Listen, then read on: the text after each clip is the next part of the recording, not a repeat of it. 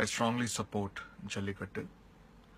இந்த ஜல்லிக்கட்டு விஷயத்துக்காக எத்தனையோ தமிழர்கள், எத்தனையோ இளைஞர்கள் எல்லாரும் ஒன்று கூடி ஒரு மிகப்பெரிய ஒரு எதிர்ப்பு அலையை உருவாக்கியிருக்காங்க. இந்த விஷயத்தினால நம்மளுடைய யூனிட்டிக்கு ஒரு மிகப்பெரிய ஒரு சான்றிதழா இருக்கு. அதுல மாற்று கருத்தே கிடையாது. ஒரு ஹெல்ப்னா அது ஒரு சென்னை ஃப்ளட் சமயத்திலையும் சரி, ஒரு புயல் சமயத்திலையும் சரி இறங்கி வேலை செய்யற இளைஞர்கள், அதே போல் நம்மளுடைய உரிமைக்காகவும் நம்மளுடைய தேவைகளுக்காகவும் களத்துல இறங்கி போராடக்கூடிய அந்த போர்க்குணம் நம்மளுடைய இளைஞர்கள்கிட்ட இருக்குன்னு நினைக்கும் போது ரொம்ப சந்தோஷமா இருக்கு.